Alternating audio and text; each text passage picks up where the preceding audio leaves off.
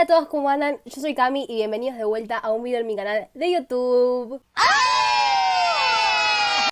Bueno, soy Cami, editora, y estoy un poco detonada. Pero bueno, quería pasarles a avisar, seguramente lo vieron en el título. Ay, miren mis labios, pero los tengo todos paspados. Parezco una bola de Navidad.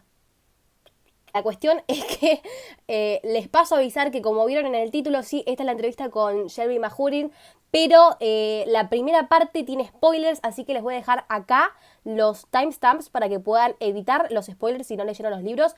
La entrevista se divide en 3 partes. La primera parte son 20 minutos yo preguntándole cosas a Shelby de los libros, son específicas, por lo tanto va a haber spoilers. Y la segunda parte ya son preguntas más random, como guiadas a ella y a su escritura. Y después ya la tercera parte es totalmente inocente, es un juego. Así que nada, les dejo acá los timestamps para que puedan sobrevivir. Vamos con el video.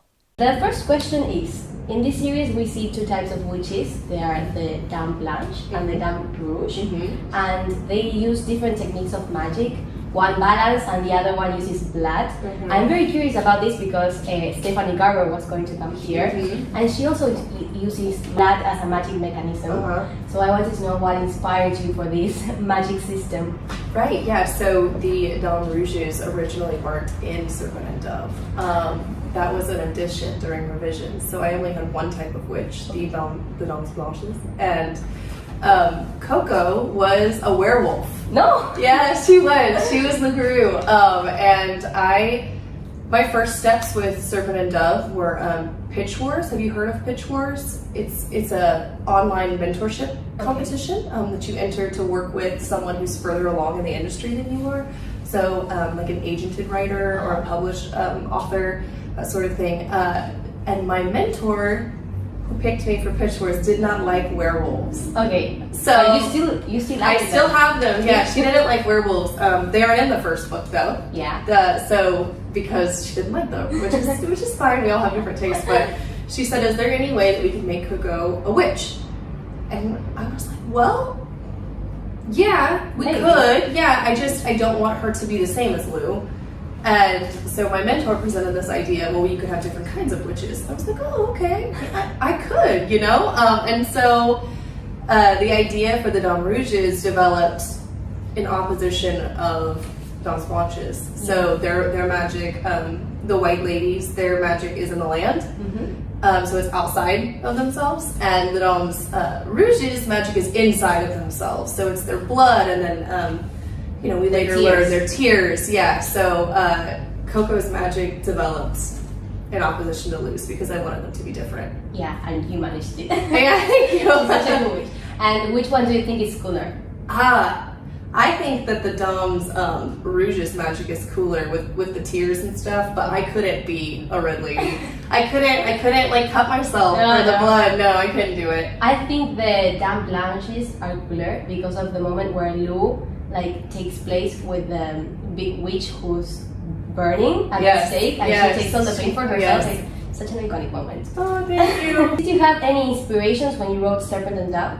I did, yeah. Have you heard of Outlander? Yes, of course. Yes, of course, right? It's a worldwide phenomenon. Yeah, I was watching Outlander season 2, where Jamie and Claire are in France. Yeah. And Jamie, in passing, refers to Claire as Little Blanche, the white lady, and the implication is that she's some sort of witch. And I thought it was really cool. I was very interested, and they didn't really go any further with it. So I went to the internet and I researched what that was. What is a Dame Blanche? And it turns out it's a French folk tale about these ladies in white, essentially. That some legends say that they are spirits who lure unsuspecting men to their death, and the other legends claim, as with Outlander, that they were witches. And so I decided, this is really cool. I want to write a book about this. Yeah, exactly. And I fan fiction. Yes, it was. Outlander fan It was. Yes, absolutely. And have you watched Les Miserables? Yeah, I have once. It was very sad. Yes, very sad. Because I was getting the vibe from it, with Cosette, Coco, and also I got the name. Yes, there's a scene in the second book where the gang takes refuge from a priest, and they are hesitant towards it. And in the movie, it happens the same with Shamal Shan. Oh, really? Yes. When I was reading it, I have to ask her about this. Yes, no, it's been so long since I've seen it. Because it was so sad. It made me cry. So I didn't sad. watch it again. Well, the second book is really sad. It is. That's fair. It's true. I feel like Morgan is a really, really good character. I think like she's really creepy. Yeah. Because not only does she take the form of maiden, mother, and crone, Yeah. but she also like she's willing to sacrifice her own child for what she wants. Right. So I think that she's very well achieved. Like I was genuinely afraid of her. Yay! Yay! Can you tell me something about the process in writing her? Yeah. First of all, I have a wonderful relationship with my own mother, so Yeah. it was not inspired by that. Surprise! Yeah, I know. Morgan, she developed out of. She is creepy, and she is willing to sacrifice her daughter, and all of that developed out of a desperation. She's desperate to sort of save her people who are being persecuted. They're being, tortured and burned at the stake. And she does feel responsible for them because she is their queen. And so I explain a little bit in book 2, the very sad one, about the magic system, the Dama's Watch's magic system, and that you're giving pieces of yourself away when you're doing the magic.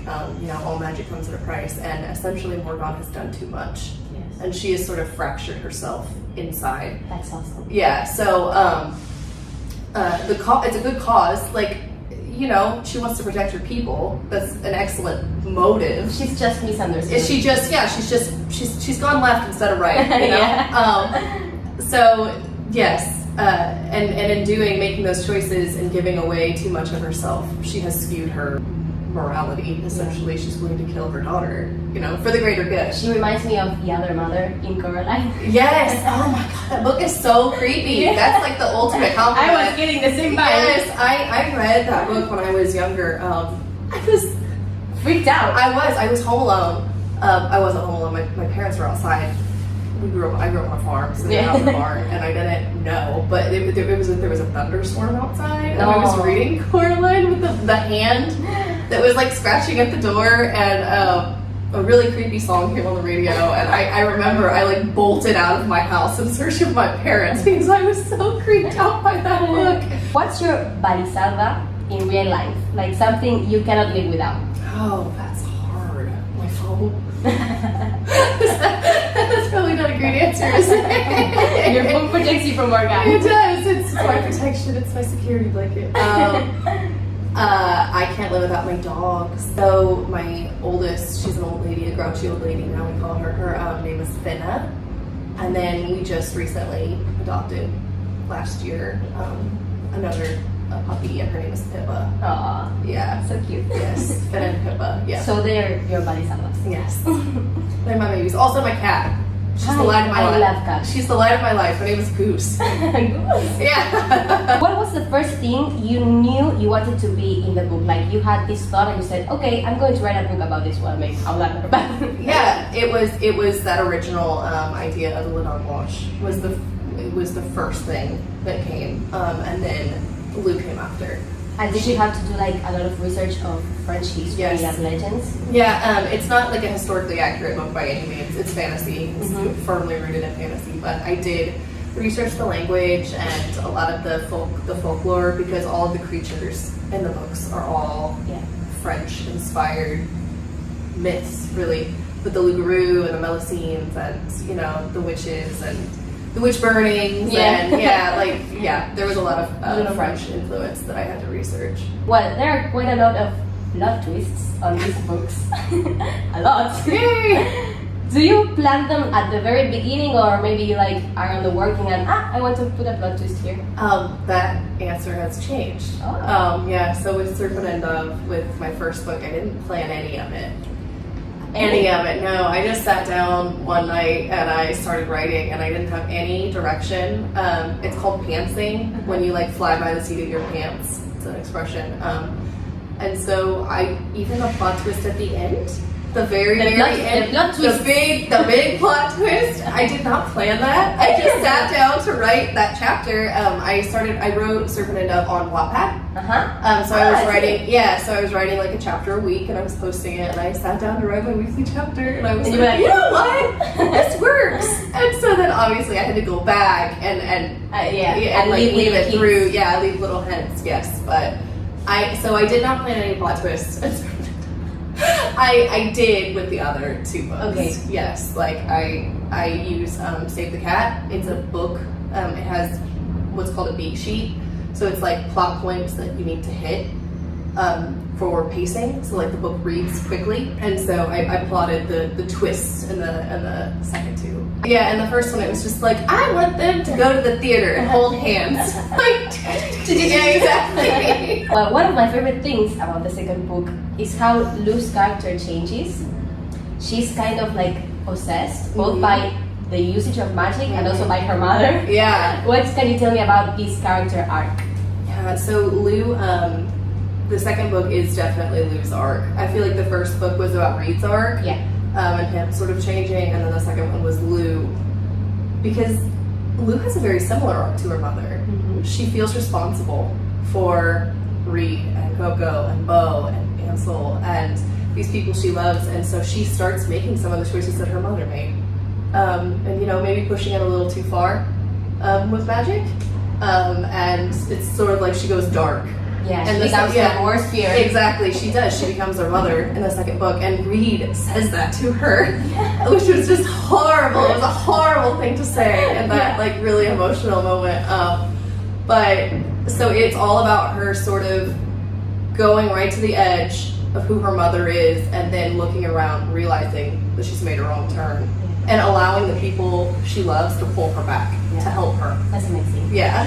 I loved it. Thank you. It gave a very interesting aspect to the character. Like it was more than one-dimensional. Well, I love how in the books the second one gets like heavier, and because it has this darker tone, and like we have this dark setting and these very bad things happening, and we kind of forget that the characters are still teenagers. Yes. But then we have like character moments like when Lu dyes her hair, it turns out horrible. That was a like, self-insert. That was a self-insert for me. I'm like, if that happened to me, I would lose it. If my hair melted off, that's like one of my biggest fears is dyeing my hair and then like falling out. So worst nightmare. Exactly. So I was like, you know, Lu isn't going through enough right now. I'm gonna have her hair melt off. And how was it for you to write a character that's like the worlds of which is one chance, and at the same time she's being a 16-year-old girl? It's so chaotic.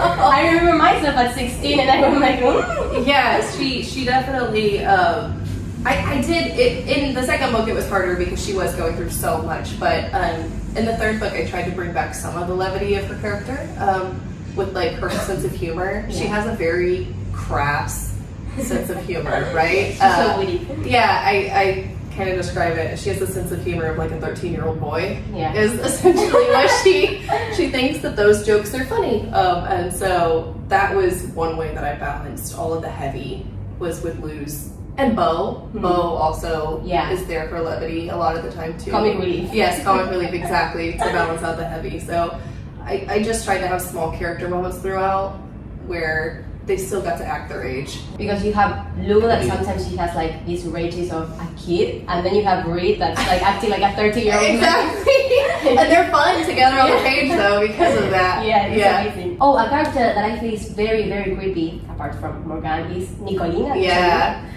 She's so creepy. Like I picture her as Wednesday Addams. Like also like with mice running after her. Yes. I love. Oh man, I had a lot of fun writing Nicolina. And those chapters where she's like, that's so creepy. She's super sing-songy. I used to write poetry when I was like little. It was all very bad, but I really like sort of coming up with little rhymes and stuff, and so I got to do that with Nicolina. I was like, you know, I could make her super creepy. And you did. Let's do it. Let's go for it. Yeah.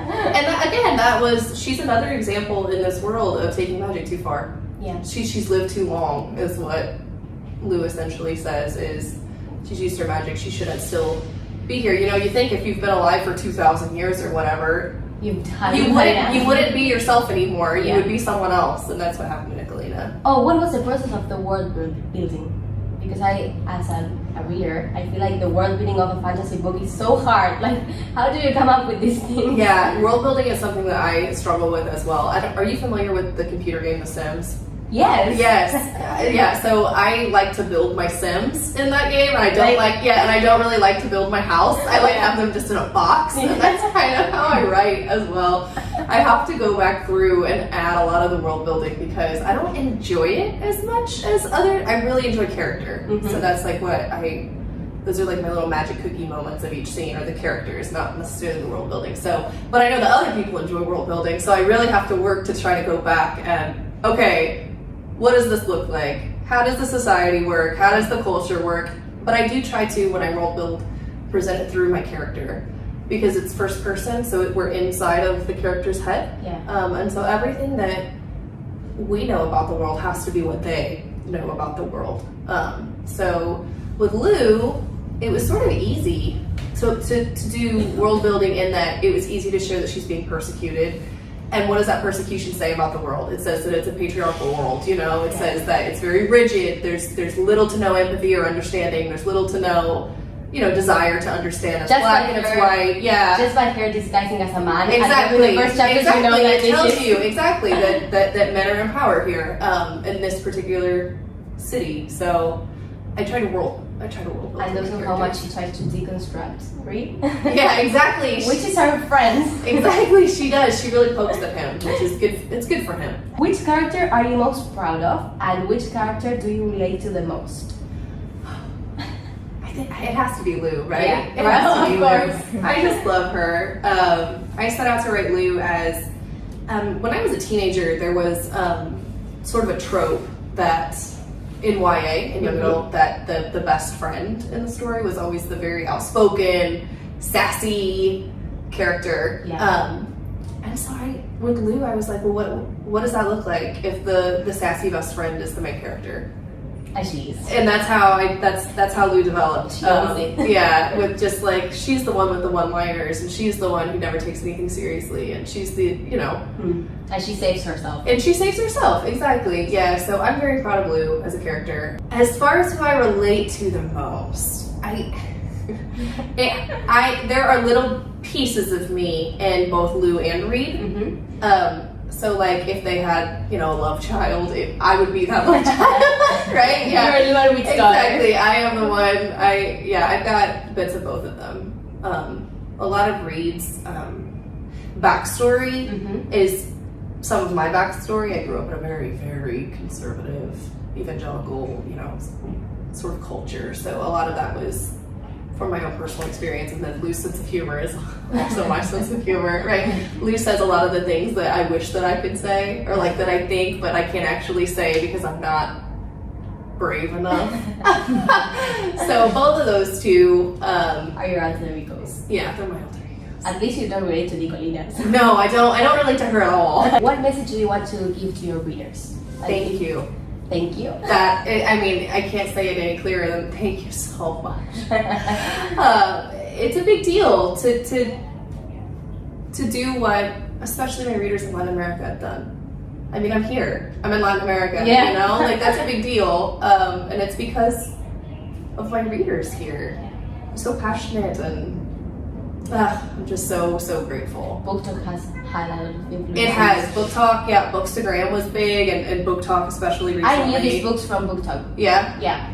That's amazing. It's incredible. I remember when TikTok started kind of, it was becoming more mainstream. My mother-in-law had TikTok, and she was like, oh, I'm on TikTok. And I was like, whatever, that's gonna... Like that's not gonna take off. And then here I am in Argentina because of TikTok, like 2 or 3 years later. So yeah, it's incredible. But I would like to just tell my readers thank you. One of the things that I think that is the best about this book is the trope of enemies to lovers. Yes, it's my favorite. What's your favorite trope? It's that one. Sit on that. It's my favorite. Yeah, I love tropes though. There aren't very many tropes that I dislike when they're done well. Like, who just love a trope? It's my favorite thing. I just love a good trope. Yeah, I like friends to lovers, I like enemies to lovers, I like second chance. One that only, fake marriage. Exactly. All of those things. All are of my those favorite things that are in Serpent and Dove. Yep. It's a love letter to all Go of those with them. tropes. Those were the questions. Now I have a little game. Okay. Okay. I'm gonna begin here. You're picking the question.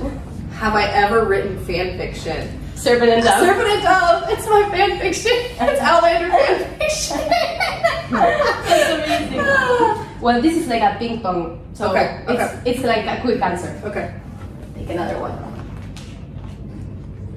Oh, a long one. Oh, you get the ability to bring one of your characters to life. Which one do you choose? Oh, I'm supposed to answer quickly. Lou. It's Lou. I bring Lou to life. It's always Lou. Yeah. Have you ever considered your character's zodiac signs? Yes, I know all of them.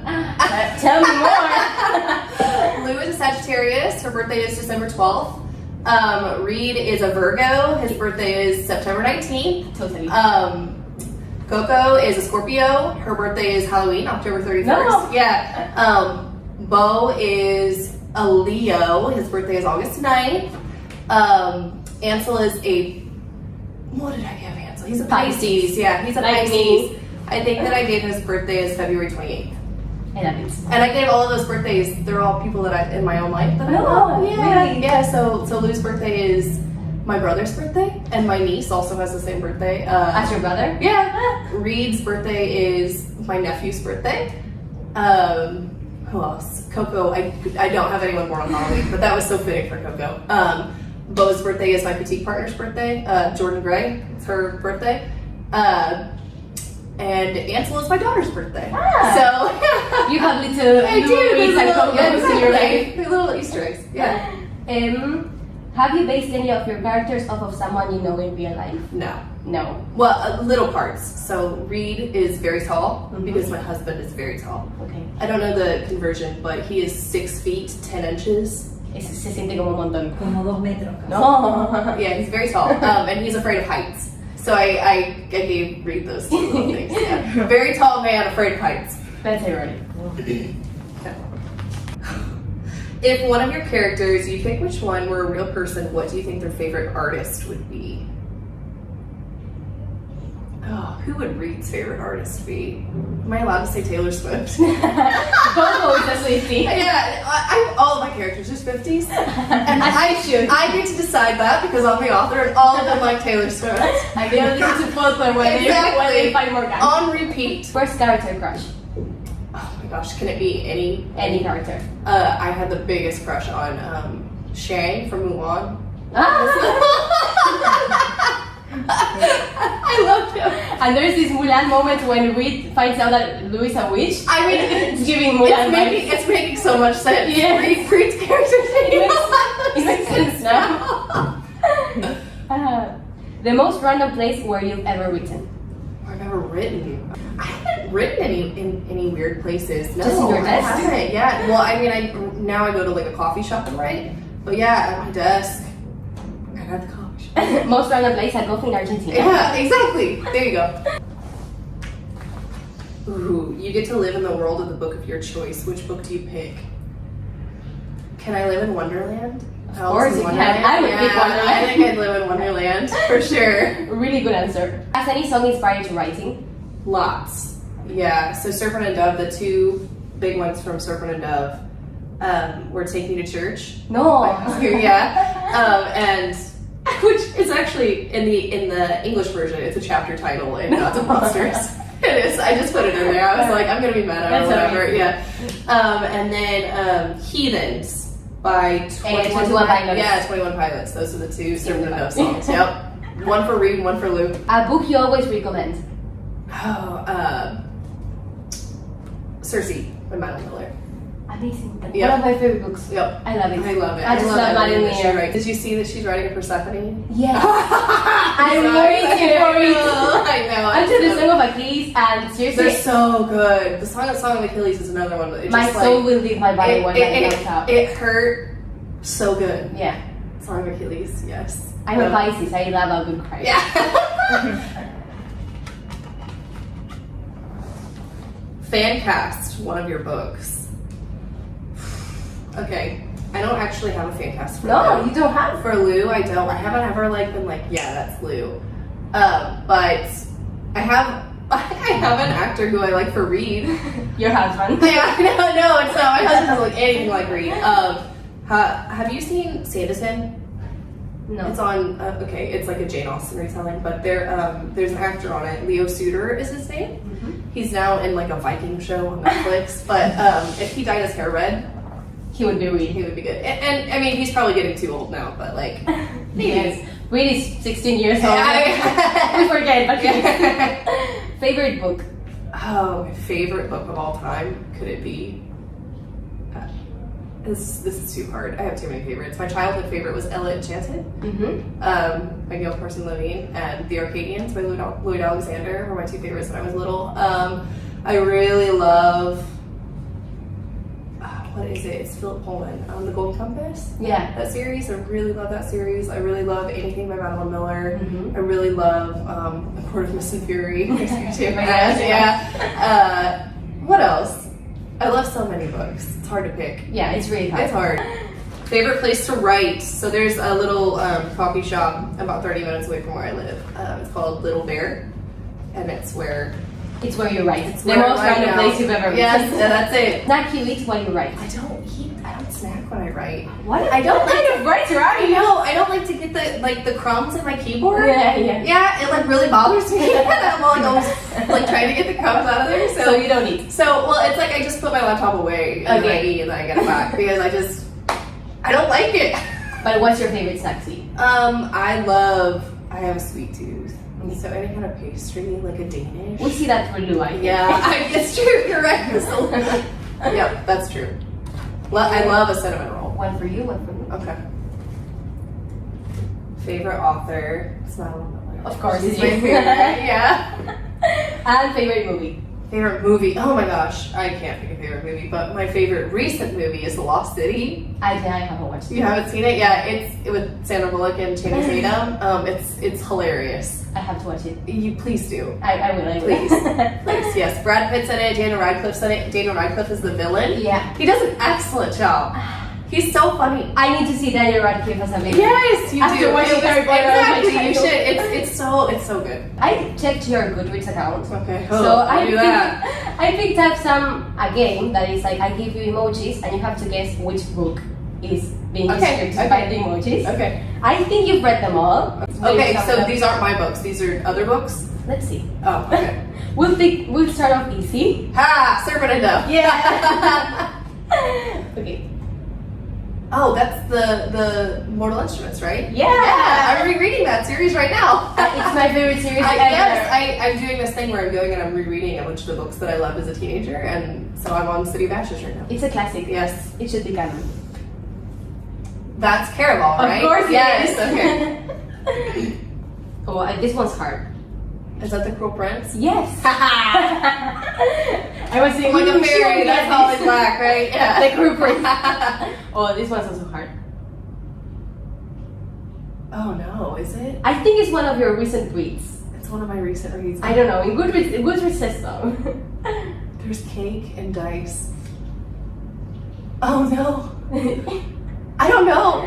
The hating game. The hating game. Oh my gosh, I should have known that. I love They're that book. disgusting. That was originally what I thought, and then the dice. I was like, wait, Oh, it was dice because is of the game. Yes. Okay. Okay. Oh no. Diamond, crown, swords, and a throne. Is it something with throne in the title? Yes. Is it like the is that the gilded throne? Is that like No, it's Throne of Glass. No, come on. Okay. There isn't a glass emoji. Okay. Yep. That one was bad. Six of Crows. Yes. Love that book. Yeah. Great book. Oh, this one is really hard. There's an and sign. Yes. And then a little man. Oh. I don't think you would get this A one. dragon, a castle, a king. No. It's a curse so dark and lonely. Oh, dang it. Lonely. Yeah. Oh. That's very clever. It's very clever. Too clever. Oh, this one you get it.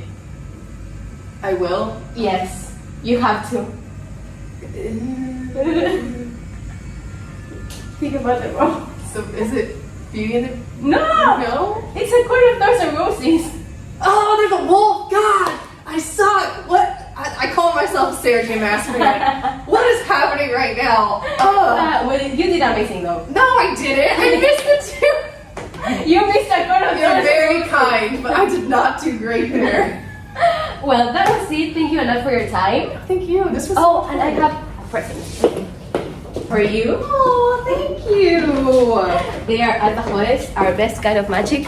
Yes, I've heard so much about these, and I haven't had like a traditional one yet. You have to try them. Thank you. Yes, I will watch the film and you have to try them. You what? I will watch the film and you will eat alfajores. Oh, okay. Yeah, I will, for sure. Understandable. Ooh, pink, of course. Yes. She looks so excited when you're signing it. She's the first. I think she's the first author that signs me. Yay! Yay! A lot of first things. That's amazing. My author godmother.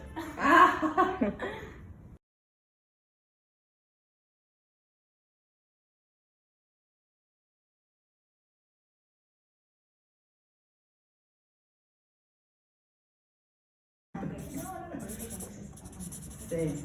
Sí, There we totalmente. go. Thank you. Thank you. No, eso fue todo por hoy. Shelby es una reinísima, o sea, es un ángel. Esa señora, o sea, no saben lo linda que es, lo tierna que es. Es Swift y además le gusta Cazadores de Sombras. Muchas gracias a Puck Latam y a Urano por la oportunidad. Y muchas gracias a Shelby por la entrevista. Nada, eso fue todo por hoy. Espero que les haya gustado la entrevista. Comenten qué les pareció y comenten qué les pareció un amor de persona Shelby porque se lo merece. Y comenten Shelby te amamos. Les dejo mis redes al final de este video para que me puedan seguir si quieren en alguna de todas esas. Y no se olviden de suscribirse a este canal de YouTube. Campanita para que les avise cuando suba un nuevo video porque próximamente se viene el vlog de la Feria del Libro 2022 y créanme que no se lo quieren perder, así que activen la campanita. Nada, espero verlos próximamente en un nuevo video en este canal de YouTube. Los amo.